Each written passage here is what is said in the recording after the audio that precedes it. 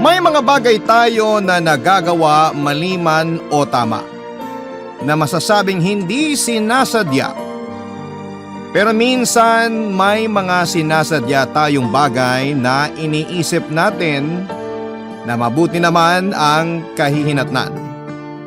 Ikaw kabarangay, ilang beses ka nang nakagawa ng bagay na hindi mo sinasadya?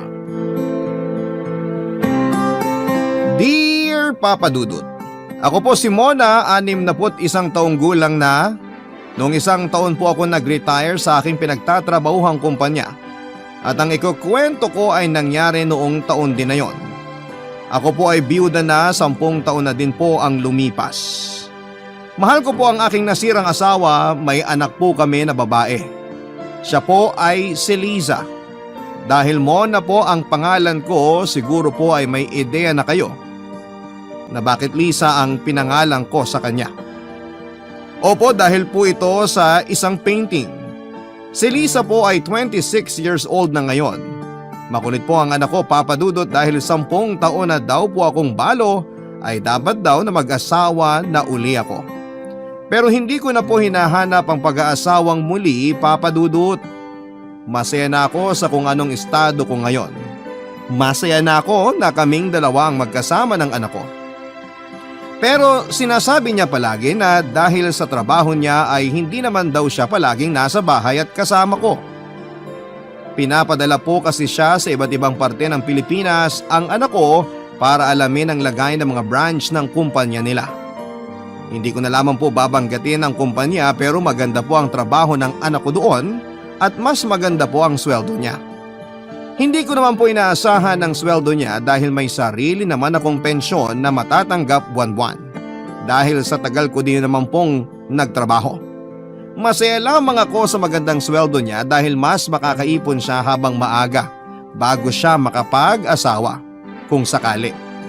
Pero ang pinagtataka ko po ay kung bakit wala pang ipinapakilalang boyfriend sa akin ang anak ko.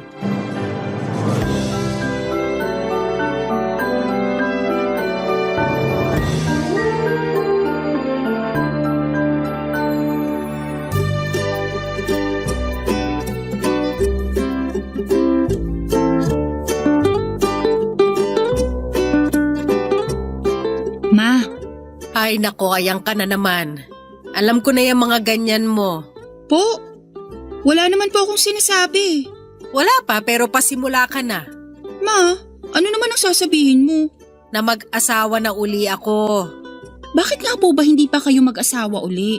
Bakit mo ba ako pinipilit? Ma, nagtatanong lang ako. Naku, wag ka nga magpatay mali siya dyan. Kaya nga ma, bakit ba ayaw mo pang mag-asawa uli? Gusto mo na bang kalimutan ng papa mo? Ma, hindi naman porke mag-aasawa uli kayo kakalimutan na natin si Papa. 10 years nang wala si Papa. Siguro naman magiging masaya siya pag nakita niyang masaya kayo. Masaya naman ako ah. Ma, iba yung saya ng may kapartner. Nandiyan ka naman. Ma, palagi akong wala. Madalas wala kayong kasama dito. Ano bang wala? Hindi ba dito natutulog ang pinsan mong si Norma pag umaalis ka? Ma, si Norma ay nagbabantay lang sa inyo. Iba yung partner talaga. Ang kulit mo anak. Ayoko na nga mag-asawa uli. Matanda na ako. Makaka-60 mo pa lang, ano bang matanda dun? Ang matanda yung 300 years old. Tigilin mo nga ako sa pagkapilosopo mo. Ma, si Mang Andy? Parang nakikita ko may gusto sa'yo yun. Ikaw malisyosa ka. Kaibigan ko lang yon. Si Kuya Badong. Ayun, alam ko, nagpaparamdam sa inyo yun. Gusto mo talaga si Badong? Walang trabaho yon. Umaasa lang sa magulang sa edad niyang yon. Kung sa bagay. Si Mang Ilino. Anak?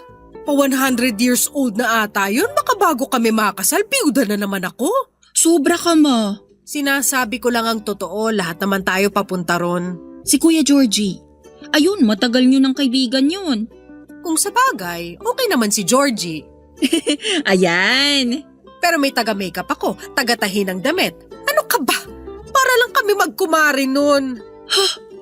Bading po si Kuya Georgie? Mula nung high school pa kami. Bakit po hindi ko alam? Secret lang namin yun. Matagal nang bading si Kuya Georgie. Hanggang ngayon hindi pa nag-a-out? Hoy, pakialam mo ba sa kanya? Kung lalantad siya, dapat galing sa kanya. Walang karapatan ng kahit sino na ilantad ang pagkatao ng sino man. Natanong ko lang naman po. Masyado kang maraming tanong. Nasabi ko tuloy sa yung sikreto ni Georgie. Huwag mong ipagsabihan, ha? Kanino ko naman po ipagsasabi? Malay ko sa'yo. Ma, sa mga kakilala ko, wala pong nakakakilala kay Kuya Georgie. Aba kung meron pala, sasabihin mo. Ma, don't put words into my mouth. Eh kung itong basahan ang iligay ko dyan sa mouth mo, ang dami mong tanong. Which reminds me about my original question. Ay naku, tigilan mo ko. Ma, gusto ko lang naman may kasama ka sa pagtanda. Matagal pa ako tatanda. Kasasabi mo lang 60 pa lang ako. Ma, huwag ka nang magpatawa, sagutin mo na lang ako. Ayoko nga. Masaya ako ngayon. Kung darating man yan, di darating. Pero kung hindi, huwag nating pilitin. Wow, pang Miss Universe ang sagot ah. Alam mo, maglinis ka na lang para matapos tayo ng maaga. Magluluto pa tayo. Kita nyo na? Ano na naman? Eh di kung may kapartner ka, di sana may tagaluto ka. Lahat na lang nire-relate mo, no? Uy, napipikon. Para kang ano? Hey, ma. Ay, Lisa, So bakit nga ayaw mo pang mag-asawa uli? ang kulit mo! Eh kung ibalik ko sa'yo yung tanong, ikaw, bakit wala ka pang pinapakilalang boyfriend sa akin?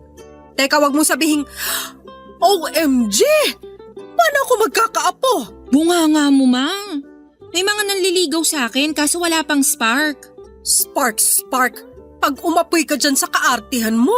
Ma, ako? Maarte? Oo, ikaw, maarte. Sa bunutang kita dyan eh. Ma, may irereto ako sa inyo. Mabait. Kanino ka ba nagmana ng kakulitan, Lisa?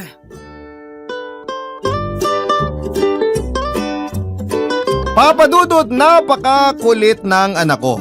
Naintindihan ko naman siya dahil nga palagi akong walang kasama. Pero mas nakakatakot naman kung hindi mabuting tao ang makasama ko. Kaya kung maghahanap lang din naman ako, sana yung kapareho ng nasira niyang tatay. Hindi naman sa mataas ang standards ko sa paghahanap ng bagong makakasama, ang ibig ko lang namang sabihin sana'y pareho ng tatay niya. Yung tipong mabait, mapagmahal, maalalahanin at masayang kasama.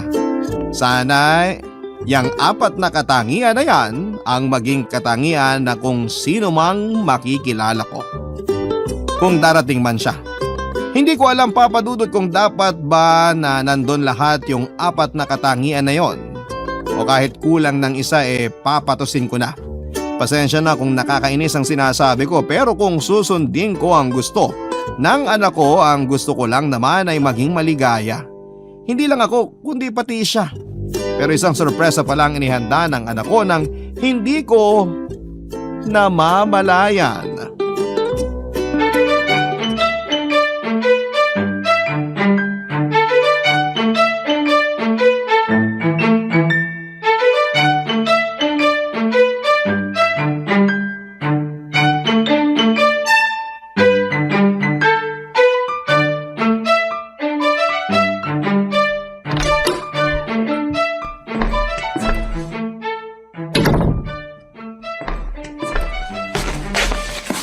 Ma, saan ka galing? Sa mananahe, nagpatahi ako ng bagong kurtina.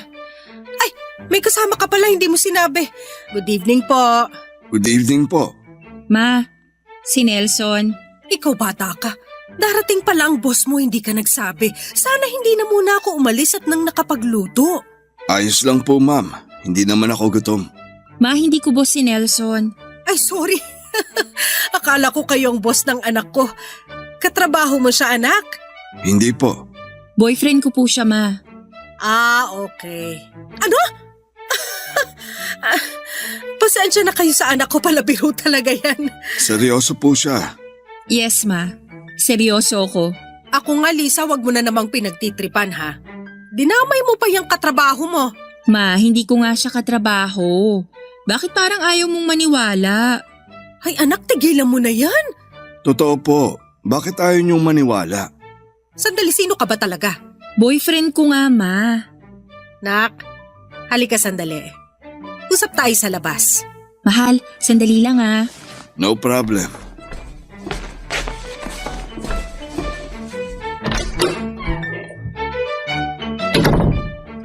Bakit ma? Nagpapatawa ka ba? Itatanong mo pa kung bakit. Di ko nga po alam. Sino ba talaga yung lalaking yon? Boyfriend ko nga po. Anak, huwag mo naman akong lokohin, please. Ma, seryoso nga, boyfriend ko siya. Anong nangyayari sa'yo? Di ko kayo maintindihan. Anong mahirap intindihin? Ang tanda na nung sinasabi mong boyfriend, pwede ko na maging tatay yun ah. OA ka ma ha? Halos magkaedad lang kayo ni Nelson, siguro matanda lang siya ng ilang taon. Oh, alam mo pala eh. Kaedad ko di parang tatay mo na. Ma, ganun talaga. Di ba nga sabi, ang pag-ibig ay bulag? Oo, bulag ang pag-ibig. Bakit pati ikaw na bulag? Pag-ibig ka ba? Isipin mo nga yung ginagawa mo.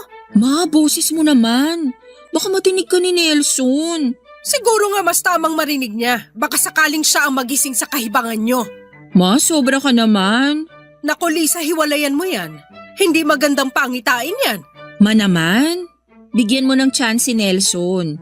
Kilalanin mo muna siya. Sa itsura pa lang niya, kilala ko na siya. Anak, baka isipin ng mga tao, gipit na gipit tayo at humanap ka na ng sugar daddy. Hindi naman siguro iisipin ng tao yun. Pwes ako tao at iniisip ko yon. Mahal, okay lang kayo? Oo, mahal. Yak! Ano po yun? Wala! Sabi ko nakakaiyak yung napanood kong pelikula. Ano po bang napanood nyo, ma? Ano? Ano po ang napanood nyo? Yung sinabi mo pagkatapos niyan. Ma? Hindi ko kaya to. Matutulog na ako. Hindi ka pa kumakain, ma. Hindi na ako kakain, baka may suka ko lang lahat.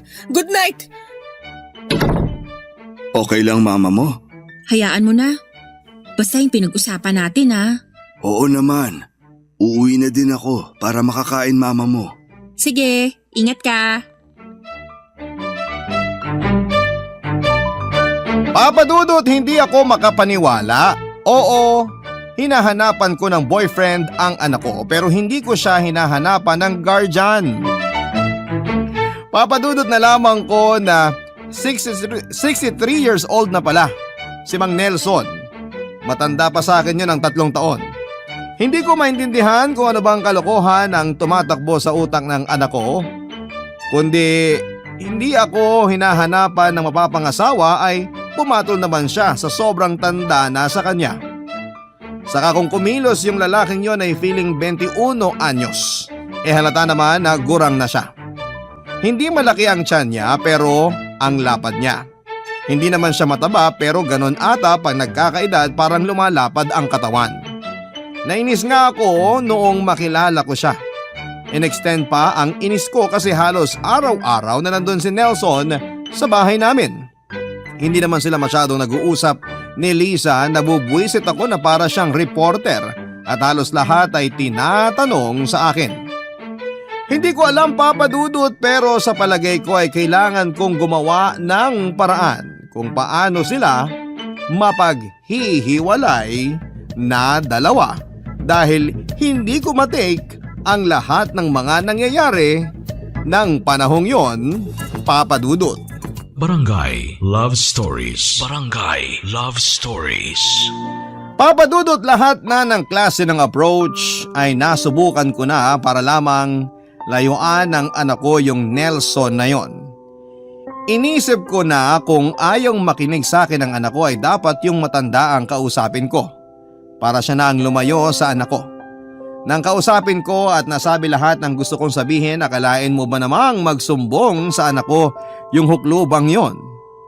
Inis na inis talaga ako sa lalaking yon. Yun namang anak ko, kulang na lang ay gawin siyang santo, si Nelson. Lahat ng papuri ay sinasabi na kesyo mabait daw, mapagmahal, maalalahanin at masayang kasama. Alam kong inuutulang ako ng anak ko kasi sinabi niya yung mga sinasabi kong katangian ng isang lalaki na gusto kong makasama kung sakali. Sobrang papuri ng anak ko sa Nelson na yon at nakakaumay na. Mahal na mahal ata talaga niya yung matanda. Hindi ko maintindihan kung bakit at naisipan ko na baka ginayuma ang anak ko o pinakulam. Ewan Papa Dudut. Napaka-imposible kasi talaga.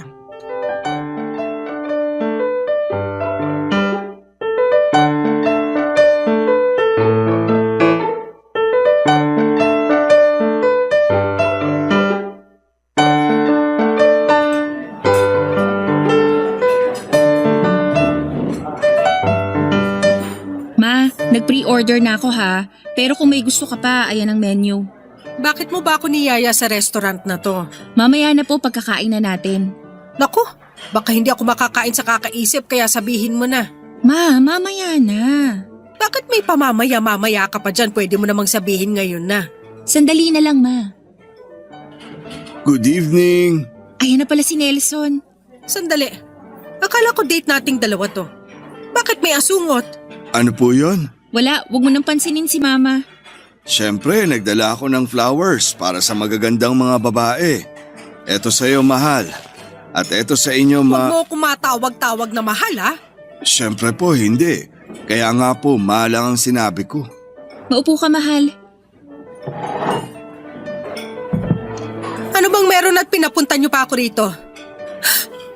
Huwag niyo sabihin, pambihira! Ma, anong nangyari sa'yo? Magpapakasal na kayo? Ma naman, masyadong mabilis magdesisyon. Ma, walang ganun. Anong kasalang sinasabi niyo? Salamat sa Diyos. Ma, huminahon ka kasi para mas maintindihan mo yung sasabihin namin. Basta hindi tungkol sa kasal magiging mahinahon ako. Hindi po tungkol sa kasal. Mabuti. Mabuting mabuti. So tungkol saan? Kain po muna siguro tayo. Ay isa ka pa naman eh. Sabihin niyo na dahil baka hindi ako makakain sa kakaisip. Mas mabuti sigurong si Lisa na ang magsabi. Ma, huwag kang mabibigla ha. Ano? Buntis ka? Ma, ang OA mo naman eh. Hindi ako buntis. Ay, salamat. Ang tagal pa kasing sabihin na bobuisit na ako. Ma, sa bahay na muna titigil si Nelson ha. Magsasama na kayo? Eh mas pinalalaan niyo pa.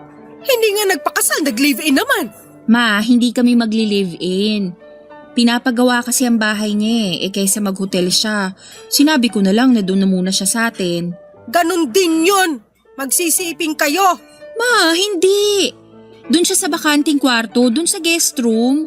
Sana sinabi mo muna sa akin yung mga ganyang desisyon mo. Ma, ito na nga sinasabi ko na sa inyo ngayon. Sinabi mo kung kailan desidido ka na. Sana sinabi mo ng mas maaga. Kahapon lang po namin na pag-usapan. Kaya kinumbinsi mo ang anak ko para doon ka patirhin sa bahay. Hindi po. Huwag mo nga akong mapopo, mas matanda ka pa sa akin. Konti lang naman. Matanda ka pa rin. Opo. Ibig kong sabihin oo. Ma, sana maging maayos ang pagtanggap mo kay Nelson. Bakit may ginawa ba akong mali sa kanya? Wala pa naman. Gusto mo ba? Hindi naman. Salamat, Ma. Saan naman? Sa pagpayag na doon na muna si Nelson sa bahay. Sumagot na ba ako? Ma naman, nakakahiya naman kung hindi natin siya tutulungan. Wala ba siyang kamag-anak? Nasa ibang bansa na lahat. Kahit isa wala kang kamag-anak dito sa Pilipinas? Patay na lahat. O bakit hindi ka pa sumunod? Ma naman! Ang ibig kong sabihin sa ibang bansa, bakit hindi siya sumunod doon? Ayokong iwan yung negosyo ko. Ayokong iwan ang Pinas at ayokong iwan si Mahal. Oh, ang sweet. Tumigil ka nga, kadiri ka. Ma naman. Lisa, okay lang kung ayaw ng mama mo na doon ako tumuloy sa inyo. Sinabi ko bang ayaw ko? Ang arte mo. Mapaggawa ka naman ng kwento dyan. Pumapayag na kayo? Hindi pa, huwag kang atat. Papayag yan si Mama.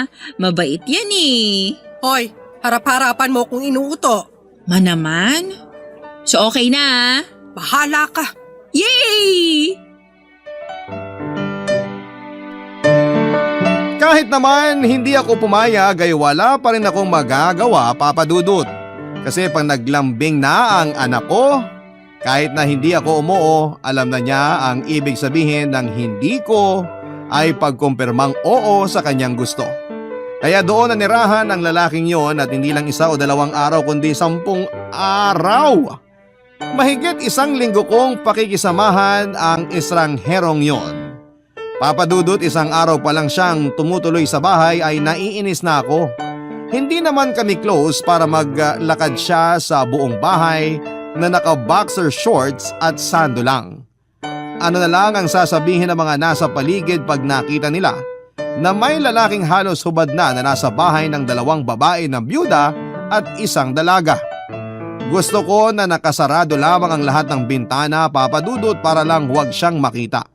Pero ang nakakainis ay may mga naging kaibigan pa siya na kapitbahay at sinasabi niya na sa amin siya nakatira. Halos wala akong mukhang maiharap sa mga kapitbahay kapag tinatawag ako para kumustahin ang Nelson na yon.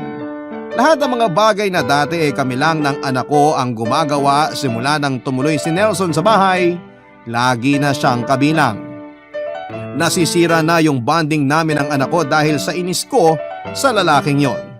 Para akong presong nagbibilang ng araw ng aking paglaya. Pinipilit kong hilahin ang mga araw na bumilis at magsampung araw na kaagad. Sa loob hanggang sa labas ng bahay, hindi ako tinantana ng kabwisitan ng Nelson na yon.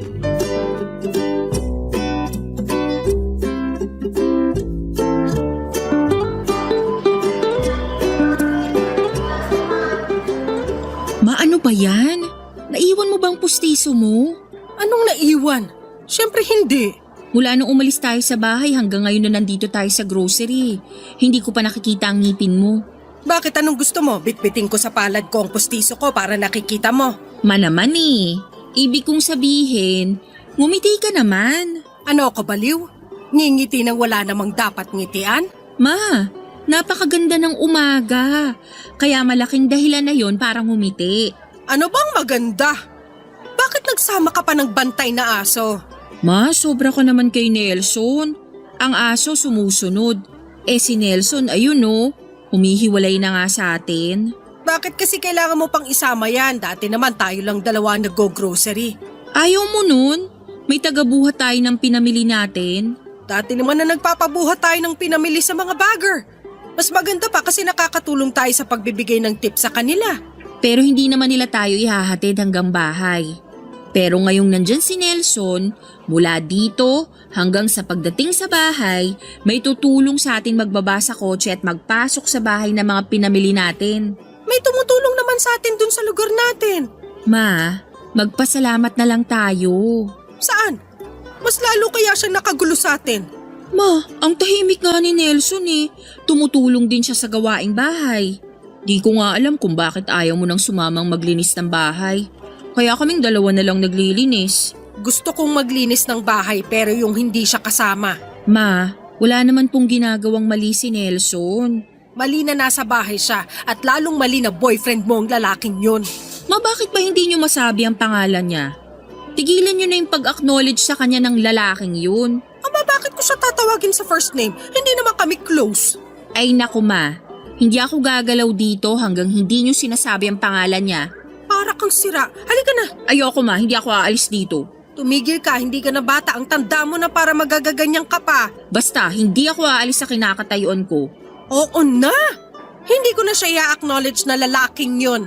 O, okay na. Halika na. Sabihin mo muna pangalan niya. Ano ba yan, Lisa? Basta, sabihin niyo muna pangalan niya. Nelson. Okay na ba? Ulitin niyo. Ay, anak! Ay! Nelson! Yes, ma'am. Nandiyan ka na pala. Ikaw talaga. Kinakawayan pa nga kita habang papalapit ako dito. Ayun! So sinetap mo ang pagsabi ko ng pangalan niya. Tara na ma, mamili na tayo. Ikaw bata ka, ewan sa'yo kung kanino mo naman ang ugali mo. Ewan nga po eh. Hindi naman ganito si Papa. Hindi nga. So kanino kaya? Halika na mag-ikot na tayo at mahaba ang listahan ng bibili natin. Okay. Pero bakit mo ako tinawag kanina? Hindi kita tinawag, huwag kang kampante. Nadinig ko eh. Kung sa bagay, hindi lang naman ako ang Nelson na nandito sa grocery. Kaya tumahimik ka na. Tara na, Lisa. May kakilala pa kayong ibang Nelson na nandito sa grocery? Oo nga ma. Tigilan mo ako, Lisa, pag uumpugin ko kayo. Nino po? O gusto mo ikaw na lang iumpog ko sa sarili mo? Aray, masakit yon. Ano ba, Lisa? Tatawa ka na lang ba dyan? Iiwan na talaga kita. Eto na nga po ma. Tara na. Nelson! Tigilan mo ako pag napikon ako. Ako na magtutulak niyang cart niyo. Sige, itulak mo yung tatlo sabay-sabay ha. Ako nang bahala sa cart ko. Yang kay mama na lang ang itulak mo. Akin na yan. Kaya kong magtulak. Gusto mo itulak pa kita palabas eh. Nakakatawa yung joke mo. Hindi ako nagjo-joke. Ano, mag-grocery ba tayo o mag-aaway kayo dyan? Huwag kang tatabi sa akin, ha? No problem. Dito lang ako sa likod mo. Huwag ka dyan sa likod ko. Baka kung ano pang gawin mo habang nakatalikod ako. O ano na? Coming! Bastos talaga. Napaka-ungentleman. Hindi man lang ako pinauna. Buisit! Pero hindi pa pala doon natatapos, Papa Dudut. May mas malaki pa palang gigimbal sa akin. Habang nagluluto ako isang gabi ay nilapitan ako ng aking anak. Una, nakikipagkwentuhan. Sinamantala ko ang oras na yon kasi wala yung buwisit na si Nelson. Masaya kaming nagkwentuhan ni Liza. Kaya pala ganoon ay inihanda ako ng anak ko para sa mas malaking pasabog na balita. Tinawagan daw siya ng opisina at kailangang i-check ang branch nila sa Baguio. Unay natuwa ako, ibig sabihin pag alis ng anak ko ay aalis din ang buwisit sa bahay namin. Pero mali ako, Papa Dudut. Maling-mali ang iniisip ko. Hindi ko akalain na sasabihin sa akin ng anak ko na alas 6 siya pero aalis siya pero iiwan niya ang lalaking yon. Halos maluno ko na ang sarili kong dila dahil sa gulat. Ayaw kong pumayag pero sinabi ng anak ko na mabait si Nelson at huwag daw akong mag-alala dahil hindi gagawa ng anumang mali si Nelson. Paano niya masasabi yon? Ilang taon niya na bang kakilala ang matandang yon? Kahit na anong tanggi ko, ang naging ending pa rin ng pag-uusap ay nasunod ang anak ko. Ang mas nakakagulat ay hindi man lang ako nabigyan ng panahon para makapaghanda kasi kinabukasan na mismo ang alis ng anak ko. Ibig sabihin, pagdating ng umaga noong sumunod na araw ay ang mukha ng lalaking yon ang una kong makikita dahil siya na lamang ang makakasama ko sa bahay. Barangay Love Stories. Barangay Love Stories. Papa Dudut, unang araw pa lamang mula nang maiwan kaming dalawa ni Nelson sa bahay ay kahit na hindi ko pa nakikita ang pagmumukha niya ay sira na ang araw ko. Kaya ayaw ko munang lumabas ng kwarto, Papa Dudut. Pero noong magutom ako ay napilitan na akong lumabas. Nagulat ako, Papa Dudut, ang linis ng bahay at pagpasok ko sa kusina ay may nakaluto na ring almusal. Iniiwasan ng utak ko na isipin na ang lahat ng yon ay ginawa ng lalaking yon. Mas gusto kong isipin na may pumuntang diwata sa bahay ko at ginawa ang lahat ng yon. Nasa gitna ako ng pagkamangha ko nang biglang tawagin ako ni Nelson at nagulat ako at napasigaw dahil sa boses niya, Papa Dudut. Handa na akong bulyawan siya nang makita kong may dala siyang bulaklak. Nanlaki ang mata ko at iniisip ko na siyang sampalin kapag inabot na niya sa akin ng bulaklak. Pero mali ako. Lumampas siya sa akin at nilagay ang bulaklak sa florera na nasa ibabaw ng mesa. Para daw mas masarap kumain, dapat may bulaklak sa mesa. Ewan, Papa Dudut, pero parang mas naasar ako sa kanya sa ginawa niya. Napakakampante niya nakikitira lang naman siya.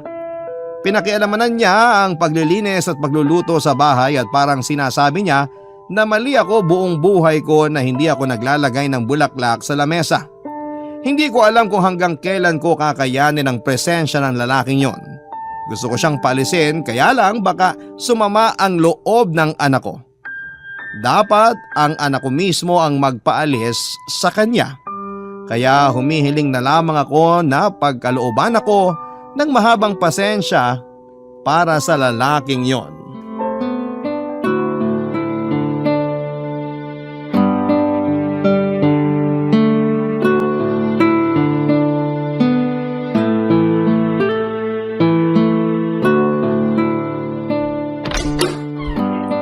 Ano ba to? Bakit ang dilim? Napundi yung ilaw? Ay hindi, pinatay ko. O bakit naman? Magpapasikat ka na para makatipid ng kuryente. Hindi. Bakit hindi mo buksan ang ilaw? Wala naman akong sinabing bawal gumamit ng kuryente. Teka, anong binabalak mo? Huwag kang lalapit. Ha? Nakaupo lang ako dito. Anong lumalapit? Buksan mo nga ang ilaw. Oh, ayan. Bakit mo pinatay ang ilaw? Manonood ako ng pelikula eh. Sana kung gusto mo ng madilim, doon ka sa sinihan nanood. Wala na sa sinihan tong panonoorin ko. O kasalanan ko. Sinasabi ko lang naman. Nagdala ka pa ng kumot dyan. Ano ka ba, manonood o matutulog? Kasi para may… Huwag ka na magpaliwanag. Ano, ihilata ka dyan habang nanonood? Paalala ko lang ha, hindi ikaw ang may-ari ng bahay. Hindi naman ako hihiga. Alam mo, ewan ko kung bakit nakakapagsinungaling ka pa. Eh, huling-huli ka na. May kumot ka. Imposibleng hindi ka ihiga. Sige, hindi na ako magkukumot. Dapat lang, kunting hiya naman. Pasensya ka na. Ano yan? Alin? Yung mga nasa ibabaw ng mesa. Ito, Kailangan mo pa bang iangat? Eh, alam mo naman na yan ang tinatanong ko. mga sitsirya. Alam ko, chichirya. Oh, bakit mo pa tinanong? Pilosopo ka? Ang sinasabi ko, diyang kakakain ng chichirya mo sa sofa ko? Eh, may mga malalaglag dyan. Mamaya lang gamin dyan o ipisin. Iingatan ko naman. Ingatan? Paano? Makikita mo ba kung may mga mahuhulog dyan? O sige, hindi na lang ako kakain ng sitsirya. Kung gusto mong kumain, dun ka sa labas. Hindi kita pagbabawalan dun. Tsaka sa edad mong yan, nagchichichirya ka pa talaga, ha? Saka ako nakakainin yan. Bakit ba ang dami mong seremonyas? Manonood ka lang naman ng pelikula. Nakasanayan ko na kasi. Pues siguro pwede yan sa bahay mo. Kaso nandito ka. Kaya yung mga ganyan, hindi pwede rito. Pasensya na. Nawala sa isip ko magpaalam eh. Nawala o talagang wala kang pake? Hindi naman sa ganon. Kailan pa matatapos ang bahay mo? Malapit-lapit na din. Ang tagal naman ang gumagawa. Tsaka dapat andun ka buong araw para na-check mo kung maayos ba ang pagkakagawa. May engineer naman ako doon. Wow! Pinagyayabangan pa ako. Hindi naman, sinasabi ko lang. Ewan, makapasok na nga sa kwarto. Pwede na ba akong manood? Ano ba yung papanoorin mo? Tik-tik, The Aswang Chronicles. Horror? Oo, Napanood ko na yan. Maganda yan, nakakatakot. oo. Sige, manonood na ako. Gusto ko uli mapanood yan. Okay. Sige, ipe-play ko na. Sandali, patayin mo yung ilaw para mas maramdaman natin yung takot. Okay, sige. Ayan! Buksan mo na yung chips para may nginunguya tayo. Okay, anong gusto mo dito? Kahit ano dyan. Ito na lang. Heto na. Lagay mo dyan sa gitna para kukuha na lang ako. O play mo na. Okay. Sandali, natatakot ako. Hindi ko pa nape-play, natatakot ka na. Eh, nakakatakot kasi yan eh. Pa-share dyan sa kumot mo, panaklob ko pag nakakatakot na. Eto. Salamat. O sige, play mo na. Ay! Ano ka ba? Bakit ka ba nang gugulat? Tinitingnan ko lang kung talagang natatakot ka. Siya, sige. Ipe-play ko na. Matatakotin talaga ako, Papa Dudut, pero mahilig pa din akong manood ng mga nakakatakot. Ang hindi ko namalayan ay buong pelikula pala ay nakayakap ako kay Nelson. Hindi ko namalayan yon hanggang sa hindi natapos ang pelikula. Nang mapatingin ako kay Nelson ay nakita kong nakangiti ito sa akin. Nagkatinginan kami ng mata sa mata. Ewan kung ano ang naramdaman ko ng mga oras na yon.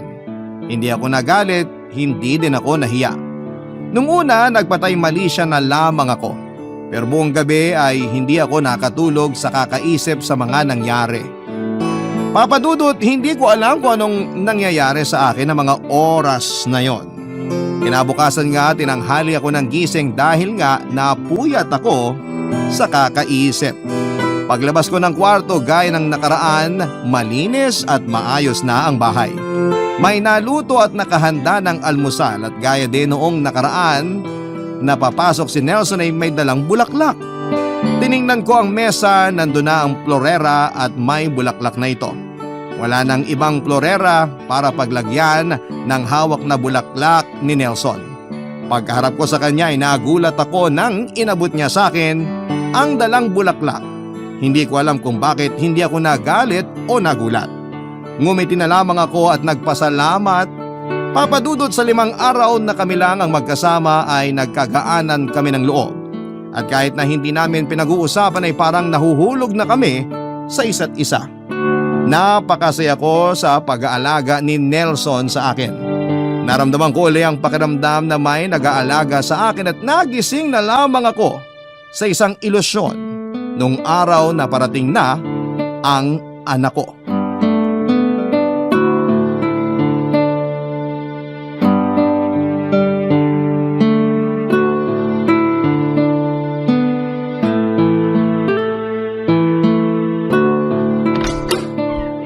Ma, nandito na ako. Ipapasok ko muna tong mga gamit mo sa kwarto mo, ha? Salamat.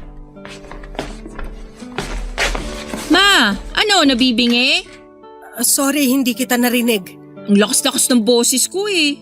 Pasensya na, may iniisip kasi ako eh. Anyway, I missed you, Ma. Ano ba yan? Wala man lang, na-miss din kita, anak. Ay, sorry. Oo, syempre, na-miss din kita. Parang ang cold naman. May sakit ka ba, Ma? Wala. Ma, huwag kang naglilihim, ah. Lihim! Opo, kung may nararamdaman kayo, huwag niyong nililihim. Sabihin niyo sa akin. Hindi maganda yung naglilihim ng sakit. Wala anak. Wala naman akong sakit. Wala kayong pangit na nararamdaman? Wala naman. Maayos ako anak. May iniisip lang ako. Anong iniisip niyo? Lisa, saan ko ba ilalagay itong mga gamit mo? Ha? Sandali, nandyan na ako. Ma, ayusin ko lang yung gamit ko. Mag-uusap tayo, ha? Ha?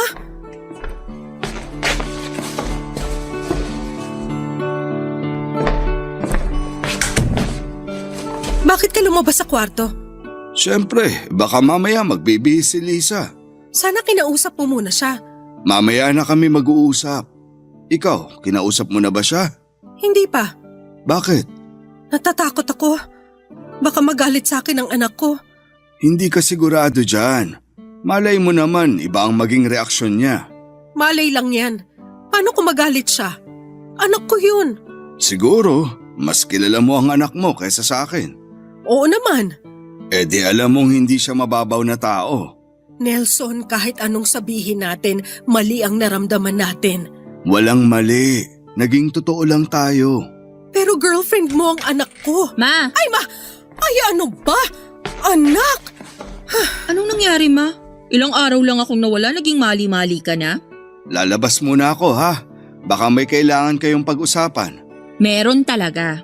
Sige, tawagin niyo lang ako. Nasa labas lang ako.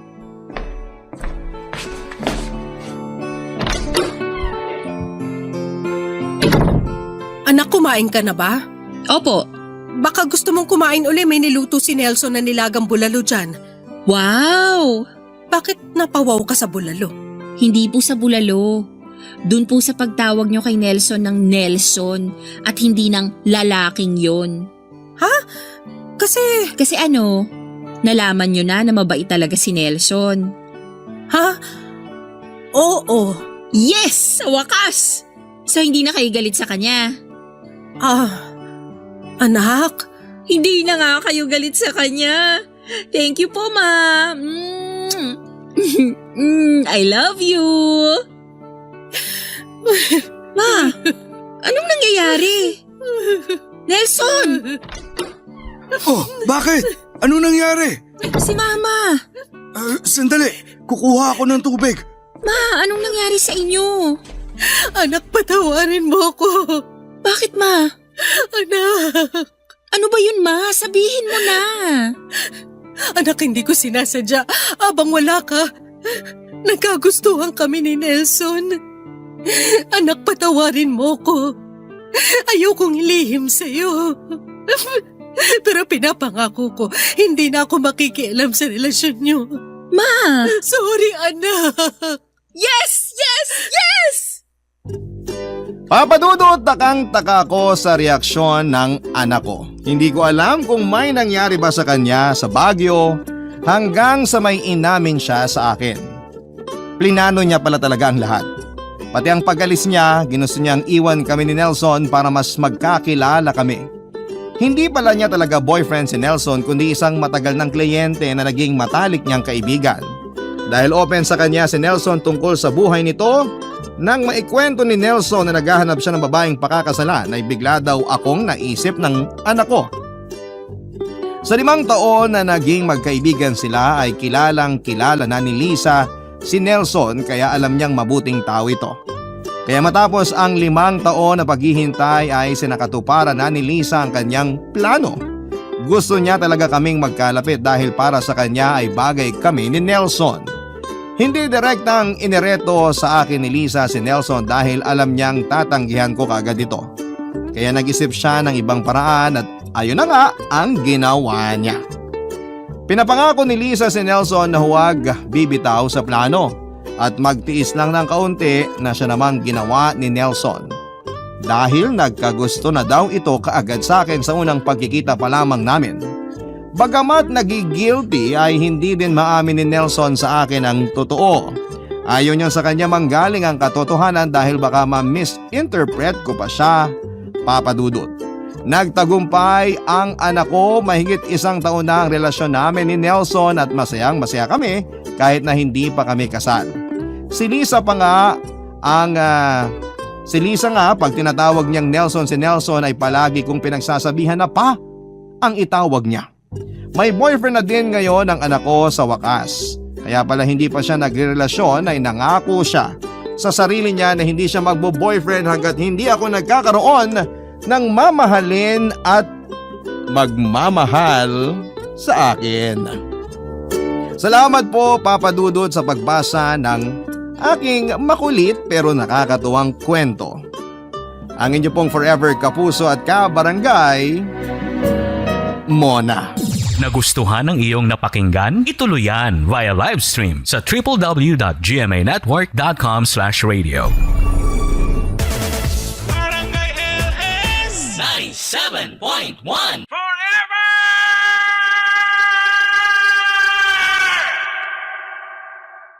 Marami ang nagkakaanak, ngunit hindi nagiging magulang. Merong walang anak pero sila pa yung karapat-dapat na tawaging mabuting ehemplo sa isang bata.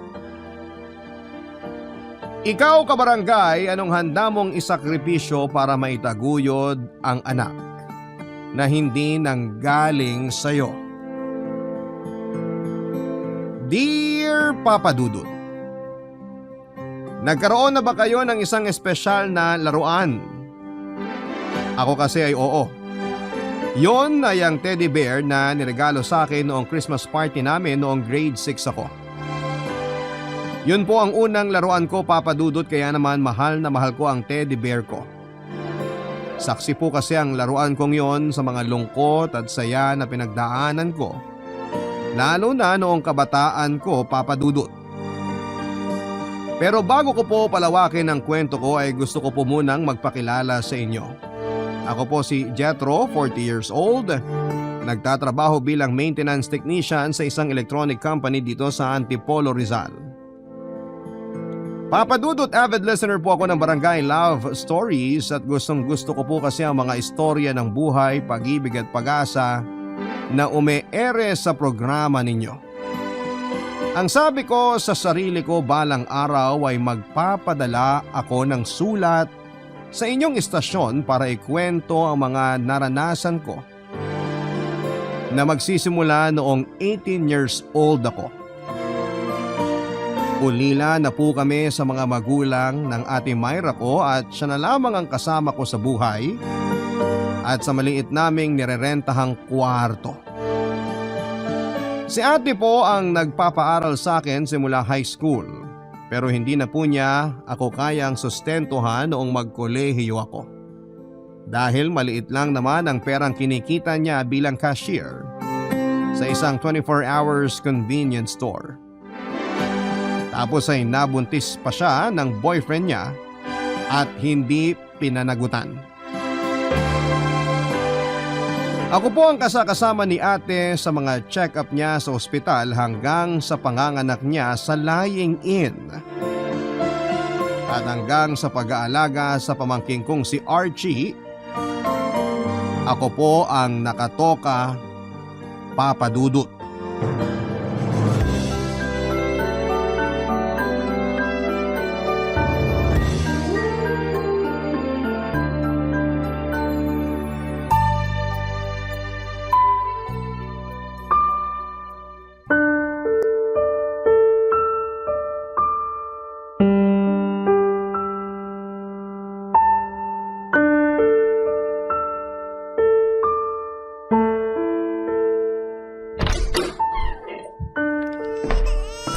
Si baby ba yun?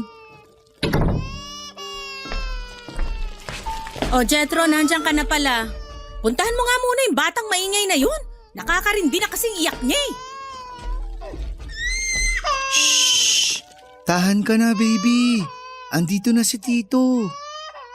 Hala, Ate Myra, puno na pala diaper ni baby kaya siguro siya umiiyak. Ano? Puno na naman? Kakapalit ko lang dyan kanina. Teka, ako na magpapalit ng diaper niya. Sakto, bumili ako sa tindahan. Sandali lang, baby. Papalitan ka na ni Tito ng diaper. Lintik talagang bata yan, oh. Napakalakas umihi. Di naman kasalanan ni baby yun, ate.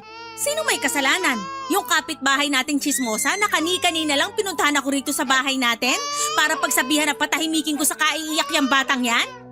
Kung bakit kasi umalis-alis ka pa eh. Ako tuloy yung naiwan dyan sa maingay na yan. Lintik na buhay to, oh. Kinita ko lang naman yung dating kaklase ko. May iniram akong libro. Sus, dami mong katwiran. Ba't matagal bago ka bumalik? Yan tuloy, ilang minuto kung tiniis yung kangangawa ng batang yan.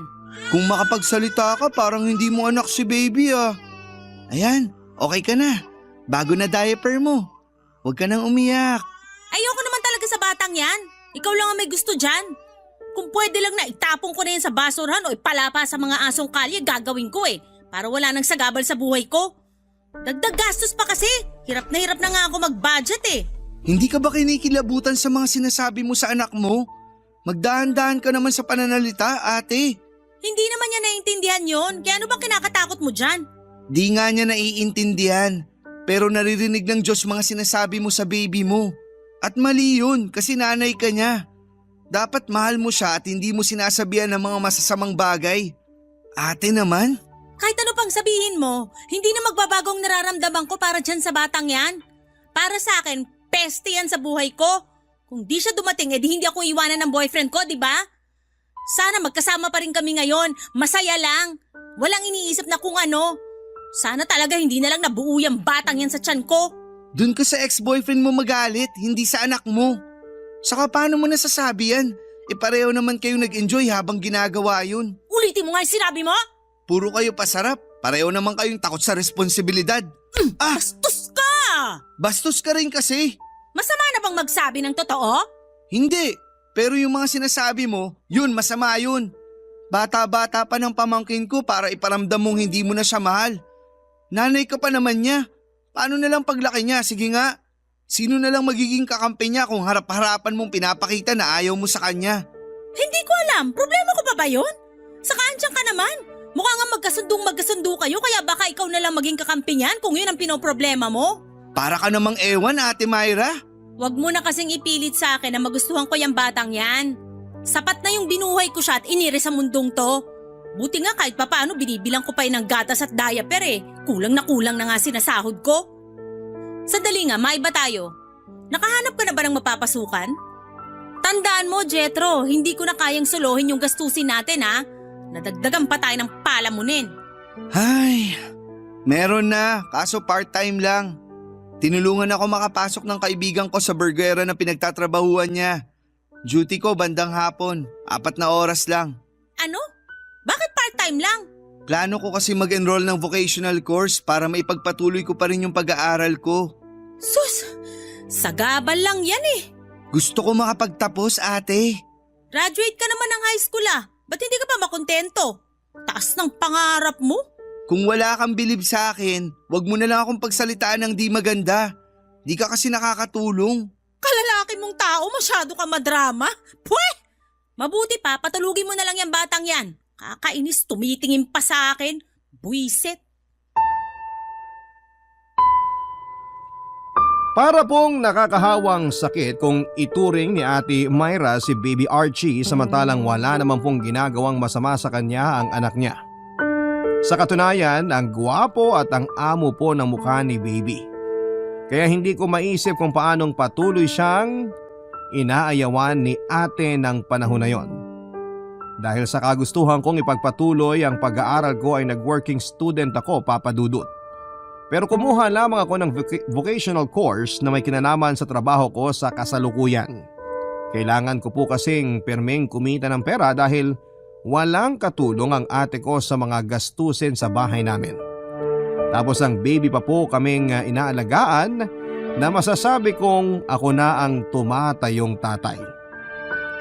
Maraming beses ko na pong sinama sa mga klase ko ang pamangking ko, lalo kapag nag-iiba ang shift ni Ate Myra sa trabaho niya at walang mapag-iiwanan sa anak niya.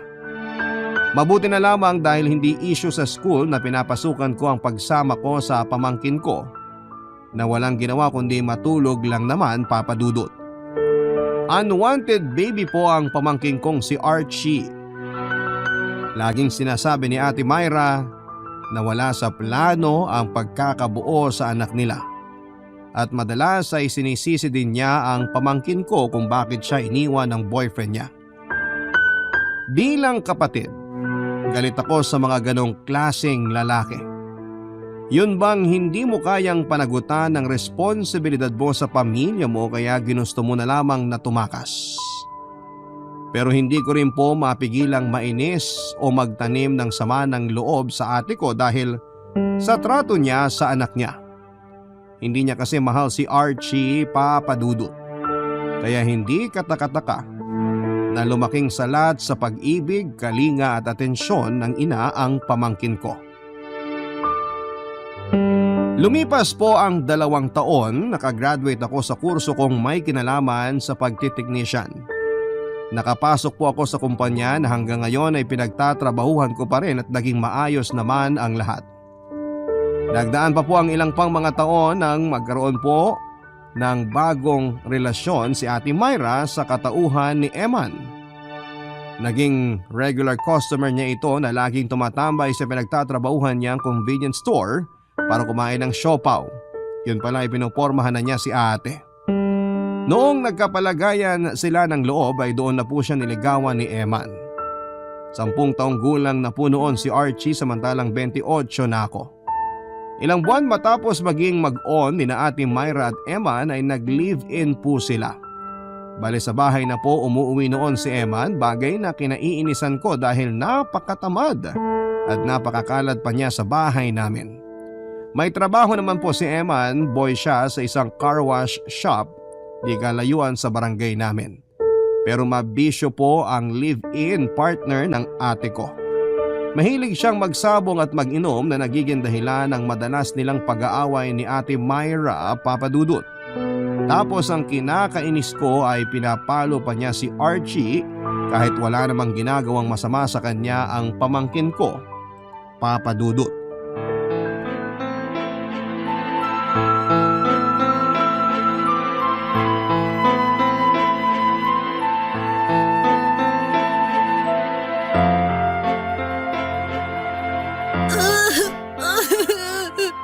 Talaga? Napakasutil mo! Tama na po, Papa! Sinong papa? Hindi mo ako papa! Loko tong batang to! Tama na po! Nasasaktan na po ako! Masasaktan ka kasi lakas amats mo! Hey! Ano ba yan? Nangingi-ingay nyo naman, Eman! Mama! Hoy, halika rito Archie!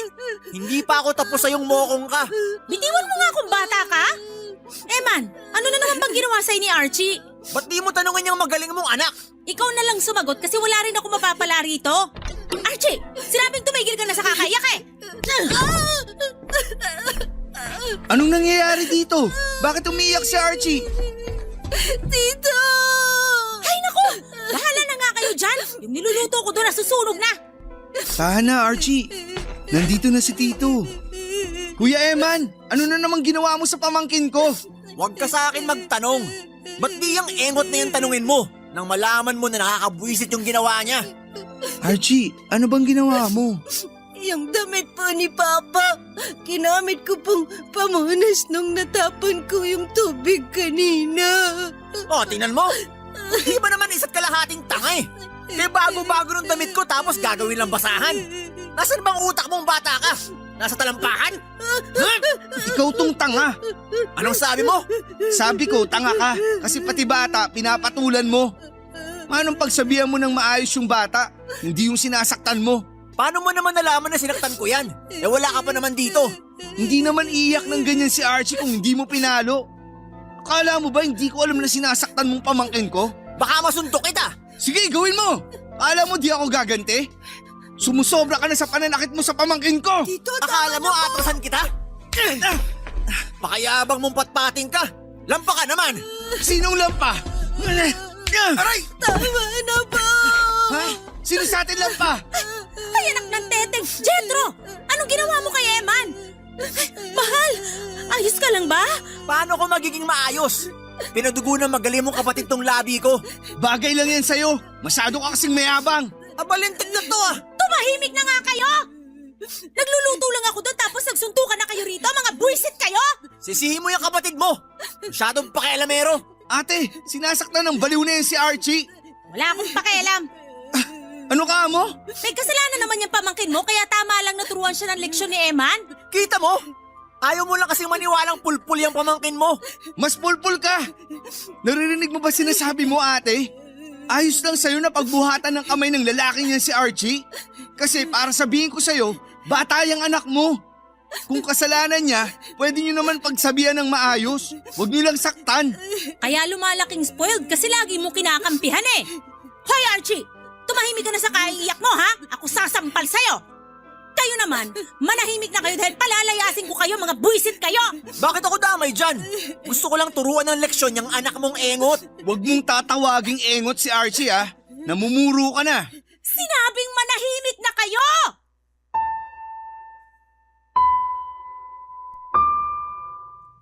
Para sa akin ay walang karapatan ng kahit na sino na pagbuhatan ng kamay ang pamangking ko.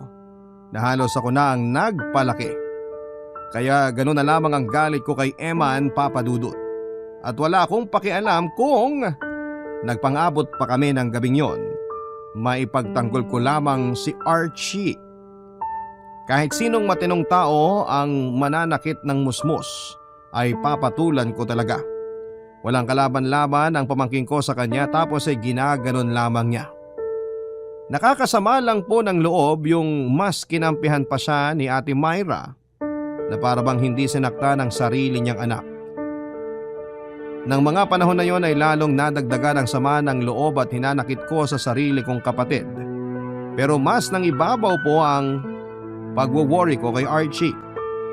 Iyak kasi siya ng iyak kaya kinailangan ko pa siyang ilabas at ilayo sa tinutuluyan namin para lamang patahanin. Bali nagpunta na lamang po kami sa malapit na perya na nasa kabilang kanto lang namin para mag-aliw-aliw. Nalulungkot po ako ng husto, Papa Dudo, dahil buong buhay ni Archie ay ramdam niya na hindi siya gusto ng mama niya. Tapos ay umasa siya na magkakaroon ng father figure sa katauhan ni Eman pero hindi po yun nangyari dahil demonyo ang live-in partner ng ate ko. Kaya nga sa abot na makakaya ko ay ipinaramdam ko po sa pamangking ko na hindi siya nag-iisa. Na meron siyang ako na pwede niyang takbuhan at asahan sa oras ng pangangailangan.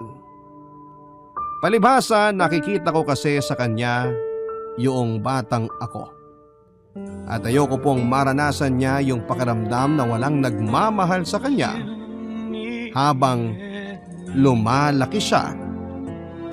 Papa Dudut. Barangay Love Stories. Barangay Love Stories. Nang mga panahon na yon, ako na po ang nagpapaaral kay Archie dahil ayaw na siyang sustentuhan ng sarili niyang ina. Lagi niyang sinasabi na hindi naman daw po worth it na papasukin pa niya sa eskwelahan ng anak niya sa lalaking nang iwan sa kanya, Papa Dudut. Mas mabuti pa raw na magbanat na lamang ng buto ang pamangkin ko para nakakatulong sa kanila. Minsan na pong pinasama ni ate kay Eman si Archie para maging car wash boy pero sinusundo ko po siya sa talyer Nang malaman ko yon at sinabing huwag nang bumalik doon dahil ako na po ang magpapaaral sa kanya.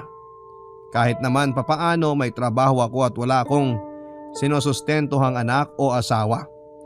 Doon na po lalong nainis sa akin si Ate Myra at Emma na parabang pinanghihimasukan ko raw ang pamamalakad nila sa pamilyang plano nilang buuin.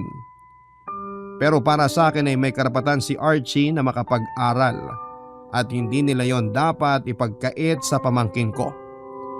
Nakikita ko naman po ang pagsisikap ng batang tinuring ko ng parang anak, Papa Dudut. Matalino po si Archie, star student siya lagi sa eskwela simula noong grade 1 siya. At kahit na madalas walang bilib sa kanya ang mama niya, hindi po ako nagkukulang ng pagpapaalala kay Archie na magaling siyang bata. At balang araw ay matutupad niya po ang pangarap niya. Kaya lang isang gabi ay kinausap po ako ni Ate Myra tungkol sa isang bagay na hindi ko inaasahang sasabihin niya.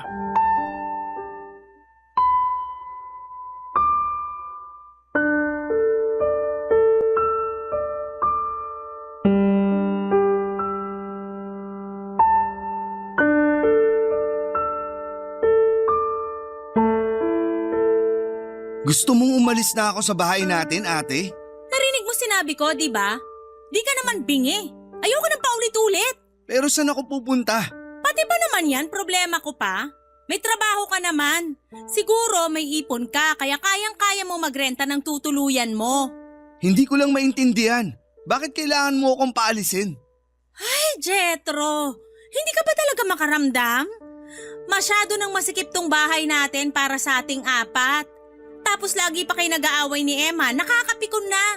Halata namang ayaw niyo sa isa't isa kaya nga sinasabi ko na umalis ka na. Gusto mo na ako yung umalis imbis na yung demonyo mong live-in partner? Pambira, Ate Myra. Kapatid mo ako. Magkadugo tayo. Oo na, nandun na ako. Pero intindihin mo sana. Hindi habang buhay pwede tayong tumira na magkasama sa iisang bubong. Wala ka bang planong bumuo ng sarili mong pamilya? Kasi tumatanda ka na. Bakit naman napunta dyan ang usapan? Pakabobo mo naman? Kailangan ko pa bang ipaliwanag lahat sa'yo?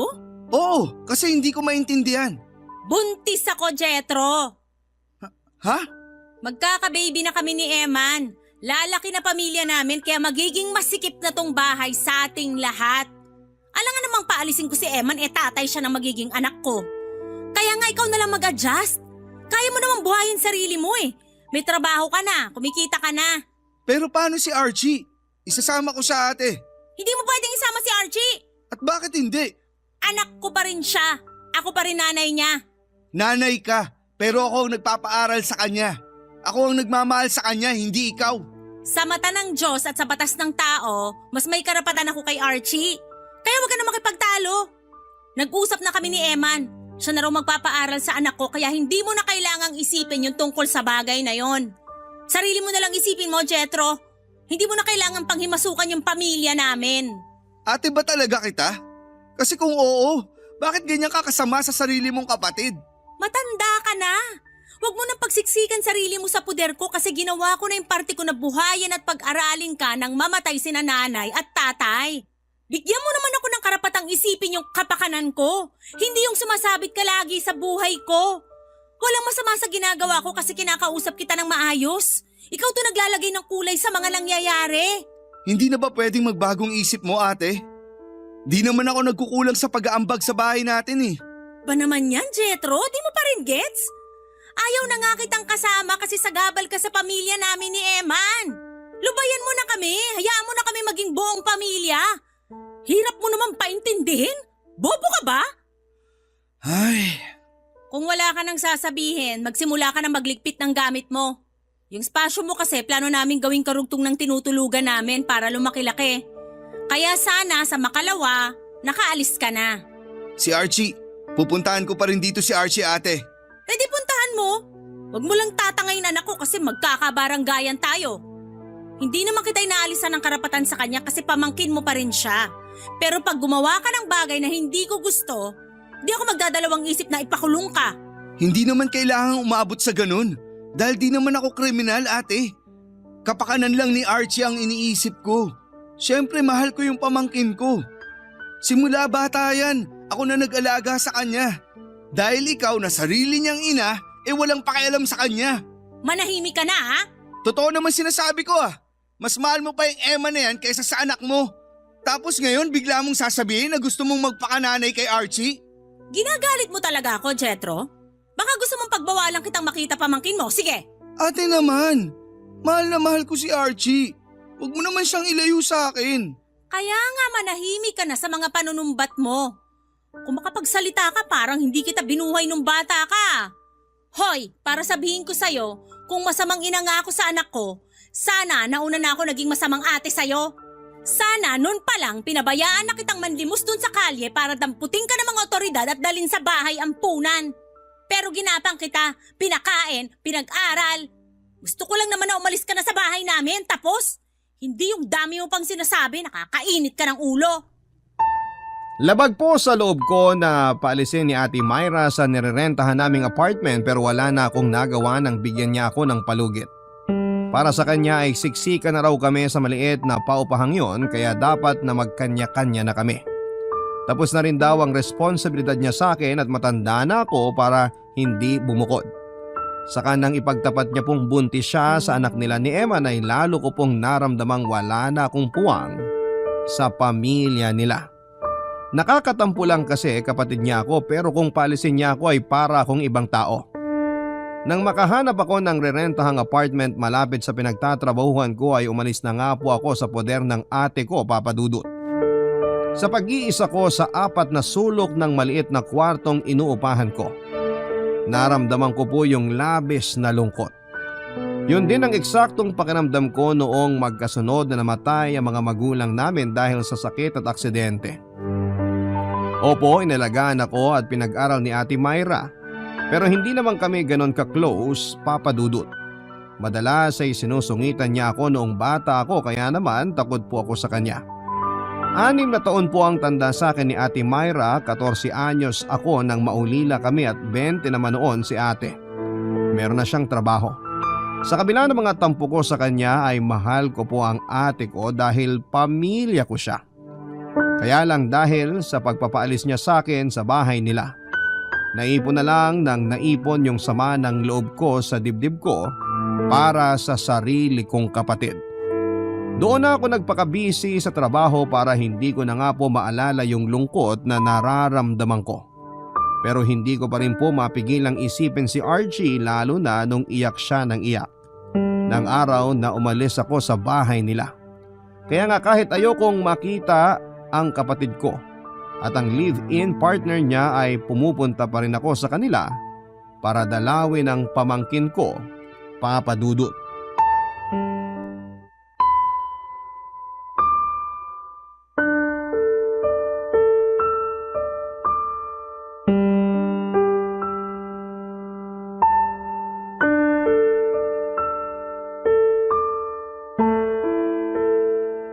Hindi ko maintindihan. Paanong hinahayaan ka lang nilang mag-isa rito sa bahay, Archie? Hindi ka ba natatakot? Hindi naman po, Tito. Kasi may kasama po ako. Ha? Kasama? Opo. Kukunin ko po sa damitan ko para makita nyo. Ano kayang sinasabi ng batang to na kasama raw niya? Ito po, Tito, oh. Si Teddy Bear. Saan mo nakita yan? Doon po sa dati niyong damitan. Sa inyo po ba to? Oo, sa akin nga to, Archie. Di ko napansin na naiwan ko pero mabuti dahil nakita mo. Maalikabok nga po nung nakita ko tapos sabi ni Mama itapon ko na raw kasi baka sinusurot na. Kaso umiyak ako. Sabi ko lalabang ko na lang. Buti pumayag siya. Tingnan niyo, ganda-ganda na. Oo nga, para na ulit bago. Buti na lang nilaban mo at inalagaan yung teddy bear ko. Opo, kasi pag nalulungkot ako, niyayakap ko lang si Teddy Bear. Tapos nawawala na po yung lungkot ko. Lagi ko rin siyang katabi pag natutulog ako. Saan po to galing, Tito? Regalo sa akin yan nung Christmas party namin. Masaya ako kasi yan yung kauna-unahan kong laruan. Katulad mo, si Teddy Bear din yung kasakasama ko noon at kausap kapag mag-isa lang ako. Ilang beses na rin niyang tinapon ni Ate Myra kasi matanda na raw ako para magkaroon ng laruan. Pero nahahanap ko pa rin. Pinagtatapon niya tapos dinadampot ko si Teddy Bear para laban at itago sa kanya. Mabuti na lang nakita mo siya. Sa'yo na lang yan, Archie. Promise po, ingatan ko po to, Tito. Promise ha? Para kahit wala na ako rito sa bahay niyo. Kunwari kasama mo pa rin ako kasi meron ka ng Teddy Bear. Di ka na po ba babalik dito? Miss na po kita. Kahit gusto ko, komplikado Archie. Pero lagi naman kitang pupuntahan dito para di mo ako masyadong mamiss. Kumusta ka naman? Di ka ba sinasaktan ng Emma na yon? Di naman po, pero madalas pa rin siyang galit sa akin. Si Mama po masungit pa rin. Iniintindi ko na lang po, Tito. Pero minsan, naiinggit po ako sa ibang bata kasi mababait mga mama nila. Tapos, mahal sila ng mga papa nila. Ikaw na lang po yung nagmamahal sa akin tapos hindi pa kita laging kasama. Ay, sorry Archie. Kasi kailangan mong maranasan yan. Hindi mo yan deserve, lalo na't bata ka pa. Pasensya ka na rin kasi wala akong magawa. Sinubukan ko pero wala akong karapatan dahil laging sinasabi ni Ate Myra na pamangkin lang kita. Na siya pa rin daw ang nanay mo. Sana lagi mong tatandaan na mahal kita. Ako na nagpalaki sa'yo, kaya lagi kang laman ng puso ko. Alam ko po yun, Tito. At mahal na mahal din po kita. Sana ikaw na lang pong tatay ko. Kasi mas anak pa po trato niyo sa akin kaysa kay Mama eh. Lalo na ngayon na magkaka-baby na sila ni Tito Eman.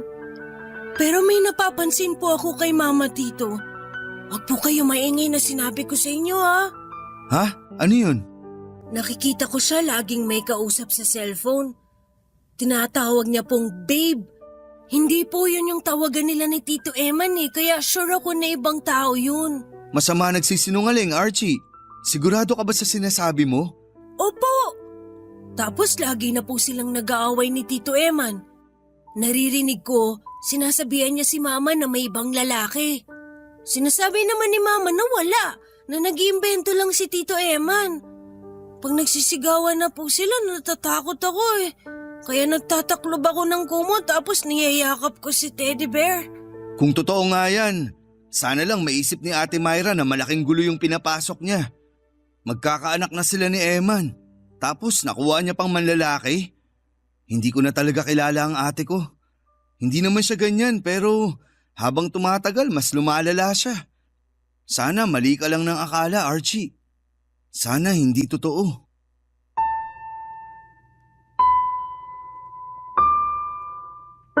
Hindi po ako makapaniwala sa mga sinabi ni Archie tungkol sa ate ko, Papa Dudut.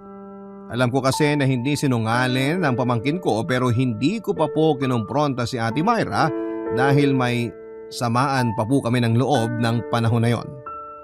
Sinabi ko pa nga noon sa sarili ko na bahala na siya sa buhay niya na wala na akong pakialam sa mga desisyon na gagawin niya dahil matanda na siya. Kung gusto niyang sirain ng pamilya na binubuo nila ni Eman, nasa kanya na yon. Aaminin ko po na naging matigas ang puso ko para sa sarili kong kapatid ng panahon na yon, Papa Dudut. Kay Archie na lang talaga ako may pakialam kasi dumalang naman ang dumalang ang pagkikita namin at pagdalaw ko sa kanya nang malipat ako ng trabaho at lumayo po ako ng destino. Bali nasa Baguio na po ako ng panahon na yon sa sister company ng pinapasukan ko. Kaya bihira na lamang po akong umuwi sa Antipolo hanggang sa nabalitaan ko na lamang po sa mga kakilala ko doon na nakipagtanan si Ate Myra sa bago niyang lalaki at iniwan si Archie sa poder ni Eman. Papa Dudut. Barangay Love Stories. Barangay Love Stories. Papa Dudut, umuwi po agad ako sa Antipolo matapos kong malaman ang nangyari. Pero naabutan ko pong binubugbog ni Eman ng pamangkin ko kaya naman hindi na ako nagdalawang isip na ipabarangay siya. Galit na galit po ako ng panahon na yon dahil wala siyang karapatang pagbuntunan ng galit ang batang wala namang kasalanan sa nangyari sa kanila ng ate ko. Hindi ko na po pinakinggan ang paliwanag ni Eman kung gaano siya nasasaktan nang iwanan siya at ipagpalit ni Ate Myra sa ibang lalaki dahil ang gusto ko po ay makulong siya. Kasi sinaktan niya si Archie, ang batang bata pa po ng pamangkin ko, para makaranas ng ganong klase ng kapabayaan at pagmamaltrato. Kaya naman galit na galit ako sa kanila ng ate ko. Ako na po ang tumayong guardian ni Archie, Papa Dudut. Nagstay kami sa Antipolo ng ilang araw dahil ayaw niyang sumama sa akin sa Baguio City. Gusto raw po niyang hintaying bumalik ang mama niya kahit na sinabi ko na sa kanya na hindi na yon mangyayari. Umiiyak na lamang po ng umiiyak ang pamangkin ko dahil iniwan na siya ng mama niya, bagay na kinakalungkot ko ng husto. Hindi ko po kasi lubos maisip kung paanong nagawang abandonahin ng ate ko ang sarili niyang anak at iwan si Archie sa taong minsang nanakit sa kanya. Sinabi ko sa sarili ko na hindi ko po mapapatawad si Ate Myra kahit na bumalik pa siya sa buhay ng anak niya. Hindi nagtagal ay nakumbinsi ko pong sumama sa akin si Archie sa Baguio dahil andon ang trabaho ko. Pero hindi po ganong kabilis na nakapag-adjust ang pamangkin ko, Papa Dudut. Naging masakitin po siya at malungkutin kaya naman apektado po ako ng husto. Kaya nung isang beses na na-ospital si Archie dahil sa taas ng lagnat ay nirequest niya sa akin na gusto niyang makausap ang mama niya. Awang-awa po ako sa pamangkin ko, Papa Dudut. Dahil butot balat na siya. Wala siyang ganang kumain at lagi na lamang siyang umiiyak. Nag-aalala na ako sa kanya kaya ang ginawa ko noon ay ginawa ko ang makakaya ko para makontak si Ate Myra at pakiusapang balikan niya ang anak niya, Papa Dudut.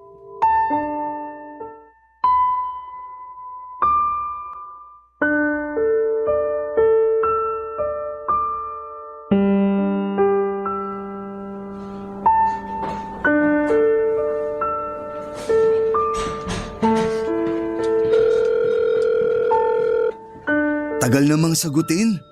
Sabi ng kapitbahay namin, ito raw bagong number ni ate. Hello? Hello? Ate Myra? Jetro! Naknang tok neneng! Paano mo nalaman tong bagong number ko? Di na mahalaga yun. Teka, asan ka ba? Bakit mo ba? Ate Myra naman. Nasa ospital kami ngayon ni Archie. Sinugod ko na siya rito kasi mataas lagnat niya. Pero hinahanap ka niya. Gusto ko raw niyang makausap kaya nga ginawa ko lahat para makontak ka lang. Hirap mo talagang umintindi eh. Kaya ako nga iniwan niyang batang yan kay Eman kasi sawang-sawa na ako sa kanilang dalawa. Oh, nasa'yo na naman pala siya eh. Di ikaw na bahala dyan. Wala na akong pakialam sa kanya. Ano ka mo? Hindi ka man lang ba kinikilabutan sa sinabi mo? Anak mo si Archie, ipapaalala ko lang sa'yo. Anak na hindi ko ginusto. Napakasama mo naman. Mangilabot ka nga ate. Hindi na ako marunong kilabutan. Alam mo naman na ayoko talaga sa batang yan noon pa man. Di ko yan ginusto kahit galing pa siya sa tiyan ko. Sinubukan ko naman kaso wala talaga. Hanggang sa napag-isip-isip ko na gusto ko nang magsimula ng panibagong buhay na hindi siya kasama. Sakto, nakilala ko tong mister ko. Mas nakakalamang kay Eman kaya pati siya sinipa ko na rin sa buhay ko. Ayoko kasi talaga ng mga batugan at walang alam kundi magsabong. Wala na akong pakialam sa mga dahilan mo. Sana sa akin mo na lang iniwan si Archie. Kung hindi ko pa nalaman sa mga kakilala natin sa Antipolo, yung ginawa mong pang-iiwan sa kanya sa poder ng Eman na yun, baka hindi ko na naabutang buhay ang pamangkin ko. Kaya nga umuwi ako agad. Tapos alam mo bang nadatnan ko lang naman na binubugbog ng walang hiyang lalaking yon ang anak mo. Gabi-gabi kong tinatanong ang Diyos kung paano ka naging ina, kung malademonyo yung ugali mo. Wala kang konsensya, Ate Myra. Napakasama mo! Sabihin mo na gusto mong sabihin wala na akong pakialam. Sa kamalay natin pasaway si Archie kaya nasaktan ni Eman. Sutil din naman kasi ang pamangkin mo. Hindi totoo yan. Mabait na bata si Archie. Kayo ng Eman na yun yung masasamang tao rito. Sana hindi ka na lang niya naging nanay kung hindi mo lang din siya kayang mahalin. Wag mo na nga akong dramahan. Kakarindi ka eh. Kung gusto mo, ikaw na lang magmahal sa pamangkin mo. Total close naman kayong dalawa. Parang tatay na nga turing niya sa'yo, di ba? Di ka ba natutuwa? May instant anak ka na? Tantanan niyo na ako ha? Nakakabwisit na kayo. Kayo na lang magsama, wag niyo na akong isali kasi may sarili na akong pamilya.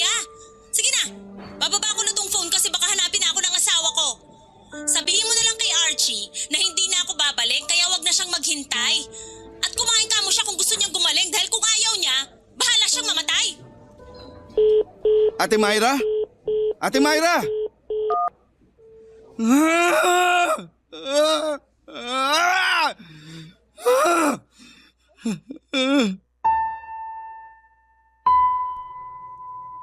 Hindi ko po alam na meron pala talagang masamang magulang.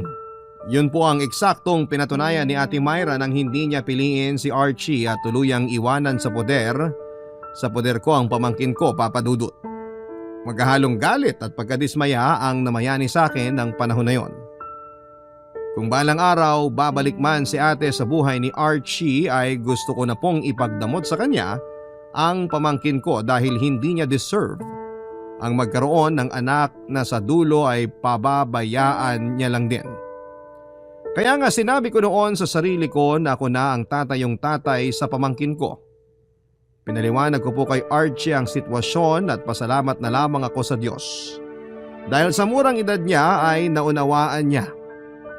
Oo, namimiss pa rin niya si Ate Myra pero kailangan naming magpatuloy sa buhay. Dahil kami na lamang ang magkasama. Makalipas ang ilang buwan, na-assign po ulit ako sa Antipolo kaya bumalik kami dito ni Archie, Papa Dudut. Nagrenta po kami ng maliit na apartment kung saan ay tumira kaming magkasama. Ako na po ang bumuhay kay Archie, nagpaaral sa kanya at tinuring niyang totoong tatay. At kahit nung mga panahong nalaman naming namatay si Ate Myra sa panganganak, kasama ang baby niya ay naging sandigan po namin ni Archie ang isa't isa para magpatuloy sa buhay. Ako bilang nangako na gagabayan siya at susuportahan sa pag-aaral niya at siya bilang estudyante na may mga pangarap na gustong matupad balang araw. Mabilis po na lumipas sa mga taon, halos magsasampung taon na pala ang nagdaan, Papa Dudut. Nakakataba ng puso dahil meron na po akong kolehiyo.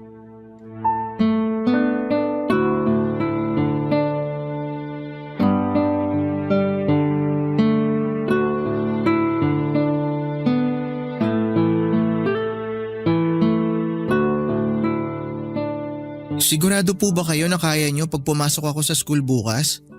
Oo naman. O ayan, umuubo kayo. Kinakabahan ako, parang hindi nyo naman po kaya eh. Kayo lang po mag-isa rito tapos may sakit pa kayo. Kaya ko naman sarili ko, nak. Ubo lang to at kaunting lagnat. Huwag ka na mag-alala. Saka di ba, excited ka sa unang araw mo sa kolehiyo?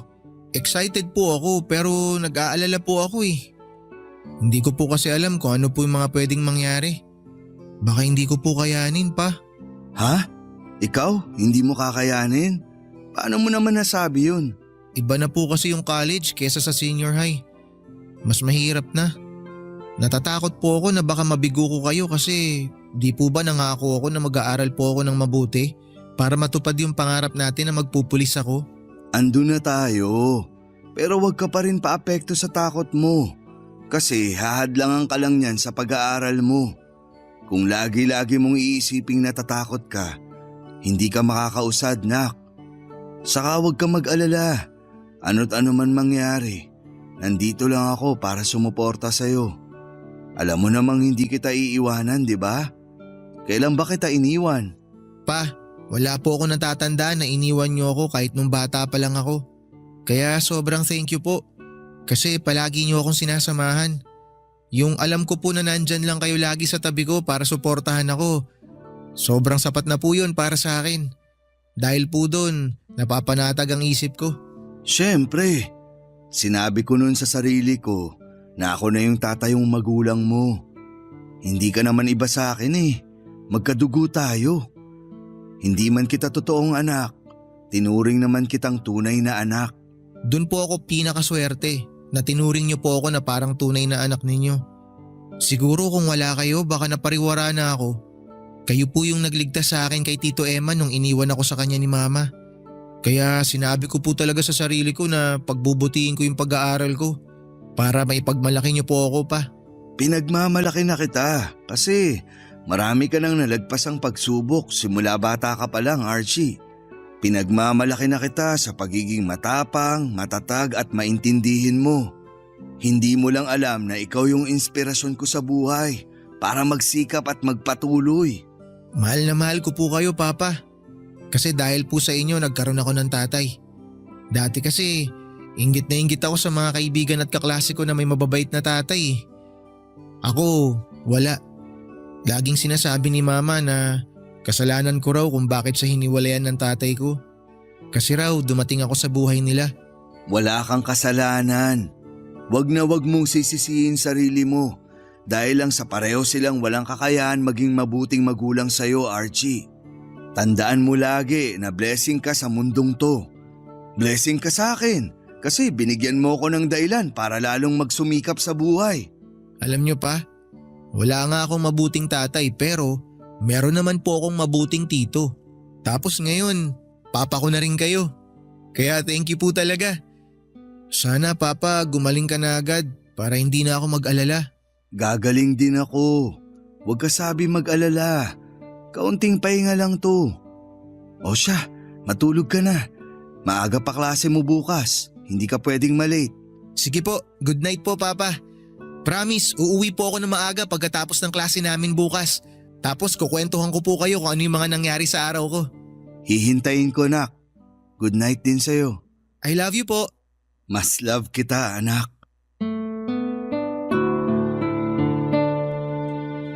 Hindi naman po lumala ang sakit ko ng panahon na yon, Papa Dudut. Siguro'y nasobrahan lang ako sa trabaho tapos naambunan kaya tinangkaso ako. Pero dahil kay Archie at sa pag-aalaga niya sa akin ay naging maayos ang lahat. Inalagaan niya ako dahil nagkaroon ako ng magandang pahinga at madalas ay nakakainom ako ng gamot dahil sa tulong niya. Habang nagpapahinga ako sa bahay namin ay lagi ko pong kinakausap ang Diyos. At nagpapasalamat sa Kanya dahil patuloy niya kaming pinagpapala at iniingatan ni Archie, Papa Dudut. Salat man kami sa yaman at material na bagay ay punong-puno naman po ng pag-ibig ang munti naming pamilya ng pamangkin ko. Doon pa lang ay masayang masaya na ako. Sa kasalukuyan ay nasa 3 taon na po sa college si Archie at patuloy ko po siyang iginagapang sa pag-aaral niya. Kitang-kita ko rin kasi kung gaano kasikap ang pamangkin ko na itinuring ko ng tunay na anak, Papa Dudut.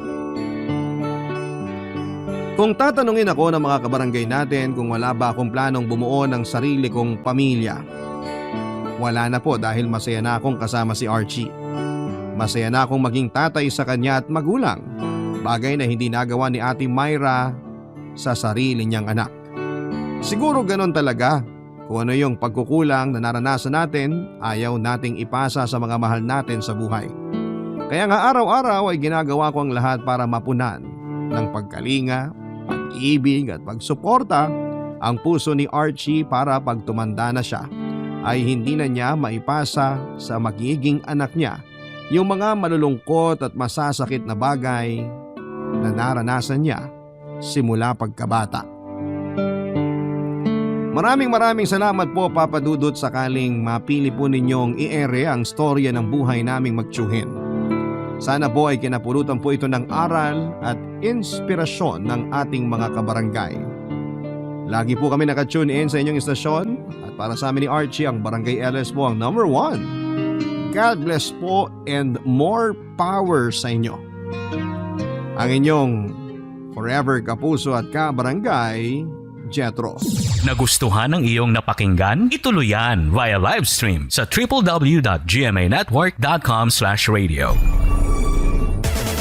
Barangay LS 97.1